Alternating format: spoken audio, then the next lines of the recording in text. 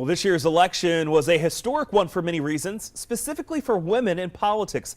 Kamala Harris will become the first female vice president in our country's history, but she isn't the only one breaking through the glass ceiling. Yeah, I got a chance to talk to Congresswoman from right here in South Carolina, who is also rewriting the history of politics here in our state. Last week was a historic election for women, especially in our U.S. House of Representatives. A record number of women now taking the seats come January, including one from right here in South Carolina. Thank you so much to our representative-elect from our 1st Congressional District, Nancy Mace, for joining us today. Thank you for having me. It's a pleasure and an honor to be here today. All right, for starters, congratulations on your win. And that's going to be a lot of voices of women in the U.S. House. How do you plan to use all those female voices together to get things accomplished?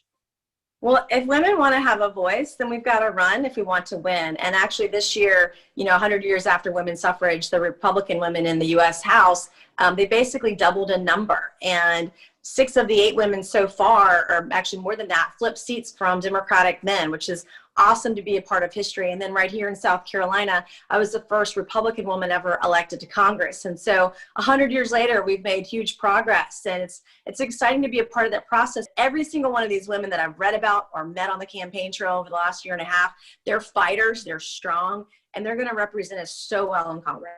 Affordable Care Act is back at the Supreme Court now. You had said while you were campaigning you would like to fully repeal it. So what would you say to our South Carolinians watching now who have health care under the Affordable Care Act? What would be your plan for them?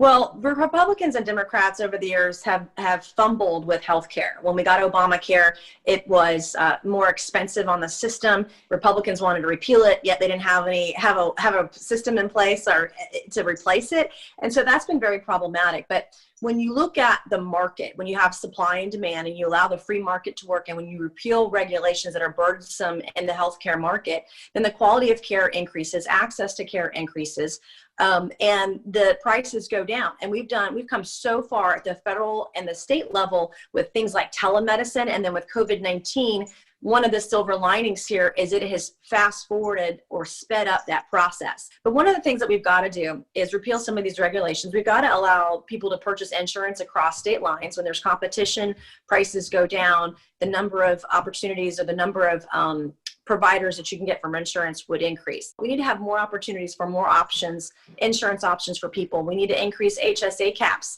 right now so you can pay your healthcare premiums out of your HSA account. There are a lot of ways that we can make the system better if and when we repeal Obamacare or not. And you are strongly opposed to offshore drilling. Explain to our viewers why you oppose it. Well, it's a $24 billion industry, the tourism along our coast, number one. Number two, there are also environmental factors. Just a few years ago, scientists discovered an 80-mile long coral reef, about 150 miles off the coast of Charleston, in fact. We don't want to disturb our commercial fisheries. Environmentally, it would be wrong. Economically, we don't need it. And third, our nation is strong on energy right now. But what we need to do is we need to make offshore drilling, that ban, permanent off the coast of South Carolina. All right. Thank you so much, and good luck to you. That's great. Thank you. Yeah, it was very interesting to get to talk to her. She's fiscally conservative, and that is a seat that has seen a lot of action. It went from our former governor to Joe Cunningham, or Mark Sanford, to Joe Cunningham, to Nancy Mace now. So another woman representing South Carolina. How is it 2020 and she is only the 2nd woman we've ever elected to Congress? That's what I was going to say. To Regardless of your politics, that's still pretty amazing that she's breaking barriers right now. So you got to commend her for that. Right, I agree.